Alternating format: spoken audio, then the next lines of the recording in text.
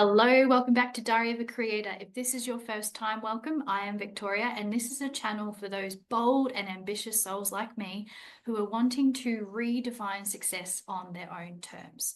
So they're sick of the monotony, the bullshit of life, and they're wanting more freedom, more purpose, more joy.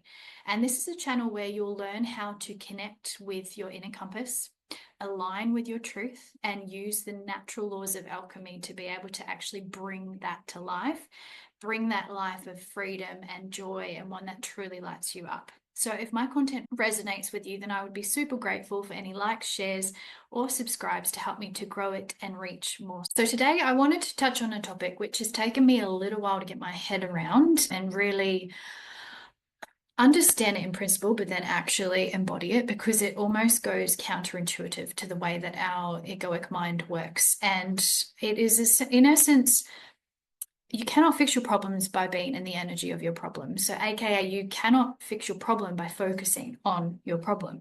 This is not a process of negating that you have a problem. If you have a problem, you have a problem. But when you're focusing from the lens of the problem, you're not going to get very far. You will actually find that you're more likely to end up with the same behavior, whatever it is you're trying to break. And this is in essence because of one of the most fundamental alchemy principles, if you can ever really embody one. And it is what you are focused on is what you will create. And I got a very instantaneous feedback loop on this, which it finally landed for me. I'll walk you through it. But before we dive in, this is not me going, you don't have a problem. This is just, I'm going to share a different way to get yourself out of the problem. And it's not by getting yourself out of the problem. I want to use a metaphor from me learning to ride a bike in Asia. Until your muscle memory kicks in, it's very much something that you need to concentrate on. And so I did lessons. I got on the road. There was a lot of stimulation.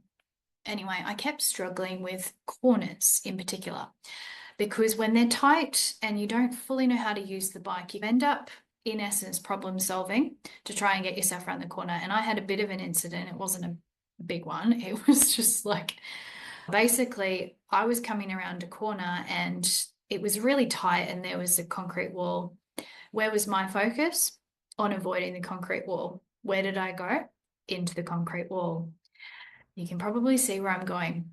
I didn't really hit it that badly, but anyway, I still slid up against it. And I was like, how do you do this? How do you turn corners? Like, you watch these people smooth. And I was talking to a girl who I met who had done bike lessons, and she taught me this thing. She said, wherever you want the bike to go, turn your head and the bike will follow. So when you come up to a corner, it feels counterintuitive, but particularly with tight corners, you'll be facing the bike here and your head will have to turn. And then you start driving as your head is turned and the bike is this way, and it will go. And I'm like, okay. And about 4 to 5 meters in front of you. So literally focusing on where you want to go and keep your focus there. I did that, and without fail, it works every single time. I went through a period where I was still a bit jittery, and if my belief system got in the way, I would notice it. And all I did was divert back to that, is look out 4 to 5 meters in front of you. Where are you going? This is what you're focused on, is what you create. Because before that, what I was doing is very short periphery vision to try and solve how I'm going to not hit the wall or how I'm not going to crash. And that automatically is going to put you in this like kind of stage, and you are likely to crash. And it happened just twice, basically, but not since I learned that. And every time, without fail, doesn't matter what situation, if I feel any form of discomfort with, I don't know, the road, or I do that, I go straight to the focus. It works every single time. It is immediate. It literally just works. This is what focus creates your reality means. It is about focusing on where you want to go, not how you're going to get there. If we take the brick wall as the metaphor, that was the problem. As I'm turning the corner, I'm like, it's tight. That wall looks super close to me. when I was focusing on the wall and avoiding the wall, it's exactly where I went. I went into the wall. Whereas that same corner, when I looked out past the wall to where I wanted to go to turn, that's exactly where the bike went. That is how we fix our problems, is where do we want to go? Where do we want to get away from? Because what happens when we focus on our problems to solve them? We get stuck in the energy of them. So particularly a lot of problems can be around lack, and we focus on it and we're trying to problem solve our way out of whatever the problem is. Now, most problems, because we've deemed them that way, are something that we're trying to release, move away from, get out. By that very nature, they are lower energy, they are a lower vibration. So a problem that I was encountering last year was money, which is one of the lowest because it is a survival safety need. And so people might think that it's not, but it deeply goes into the root of survival and safety, which is right down here on the vibration level. Now, if you continue to focus on the lack of it, that is literally what your energy in your body is. I'm not saying it's easy to get out of the lower energy. There are tactics and strategies, but be aware that whenever you are in avoidance of your current reality, you're in resistance to it. And by that very nature, your body is actually in the energy of what you do not want. You are therefore not going to get out of it because you're in it and it's just going to keep repeating. Experiences, people, all of these things that are going to just affirm what your body is feeling already. Okay, I have money fear. It's about becoming acutely aware of your current reality, what the problem is in the truth of it. So say if we were to break money down in the truth, if you literally, whatever figure you have in your bank, that's the truth. That's a literal truth. If you're in debt, whatever, that's the truth. Now, what's necessarily not the truth, which is where the anxiety is going to be coming from, and the problem and the heat of it is, I'm not worthy, I'm never going to get it, it's so hard. All of this stuff is what we layer on to just the truth of it. So we do need to be very aware of what's operating in that level, what we're trying to avoid and get out of, but where our focus needs to go, and this is the practice, is on what we actually do want, which it's interesting because, and this is why I say this is the way our minds are really geared. I have yet to meet a client that can tell me what they want quicker than what they can tell me they don't want. Naturally, because a lot of people will come to hypnotherapy and this type of personal development because in the beginning they're like, there's stuff wrong with me, or I've got this wrong, or I can't have this, or whatever it is. And they're very good at languaging all of the shit they don't want. But when you go, what do you want? They've actually got to sit and digest because they've never actually thought about that. And that is the biggest thing. And this is why people will do a lot of the work in the personal development, but they'll come back and they'll get stuck into these loops, is because they're trying to solve what is wrong instead of focusing on what they actually want. So even with money, right? People might on a blanket level say, I don't have money, I want money. What do you want? I want money. You don't want money, you want what money gives you. So for me, freedom to move around, all of these things. And bringing that to life and actually getting acutely aware of what we do want. And here's the thing. When you change your orientation to focus on what you want, naturally, what you want is obviously not going to have what you're resisting. So it's not going to have your problem in it.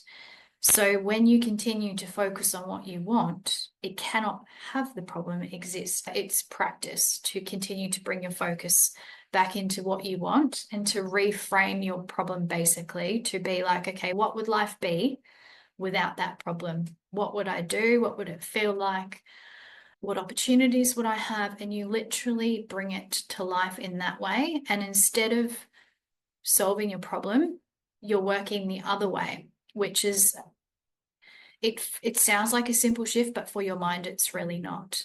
And so in essence, your focus is on creating what you want, and then your work and your action is, okay, what do I need to do to get there? Knowing that by moving there and getting there, your problem will naturally solve itself because it cannot exist in what you want. This is a lot of, call it will or mind discipline to catch yourself, because you can basically break down problem solving as in, oh, I've got this and I don't want to have it, and oh, I want money and it's so hard, and whatever it is, like even physical ailments, for example, because if you keep your heightened focus on whatever it is, you're still focused on it. Versus, say, if it's your gut and it's like, I've got to fix my gut health, got to fix my gut health. What would gut health give you? Would it give you vitality? Would it give you energy? What do you want when you have gut health? And then you work, okay, I want vitality and energy. What do I need to get vitality and energy? Knowing the gut will heal itself through the focus of what you want. And you may have exactly the same actions, and I'm not saying that you won't, but you're completely changing your perspective on how you are doing it. Completely. You are giving a completely different message to your mind on, basically, this is where I want to go. We're going to go here, versus, oh, I don't want to be in this. Get me out. It's resistance. It's lower energy. You're just going to get stuck. And this is particularly a pattern for addictions as well. I'll tell a bit about my story with drinking. So I'd say a problem drinker. I wouldn't say addicted, but I never knew when to stop. Like I literally would have 2 drinks, and that was it. I would just keep going all night. Like I would never ever stop. I would get blackout drunk, and I never had a stop button. I remember trying to fix that. It never changed. It never cycled. But do you know what did change? And I never thought it was possible. And I honestly, if someone had told me, I would have been like, no, because I've never been able to do that. I started working on myself, and honestly, the end, really the crux of, call it a self-love piece, removed, totally removed from drinking. It had nothing to do with solving my problem. I was like, what do I want? I want to feel content and safe and love and all of this. And I was doing that work to get where I wanted. I just grew an ability to stop myself drinking, or like quite literally my body will have even a glass now and it starts to go, we're done. I never had that. I didn't solve that by focusing on trying not to do that behavior. I solved it by focusing on what I wanted to create in my life, and the behavior that didn't match it, aka the over drinking and consumption, just naturally dissipated. I was focused on where I wanted to go.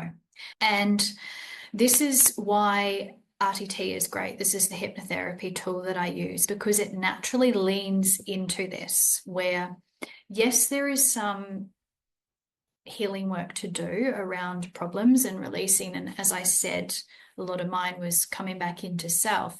But the hypnotherapy part of it captures this focus, because as I was saying with clients, they come in with the problems, but everything is geared into, okay, but what do you want? Where are we going? What is your end result? If you don't have that, you're just going to cycle in your shit, basically, and you're never going to get out. And that reframe alone is what creates powerful shifts, because you are quite literally gearing all of your energy.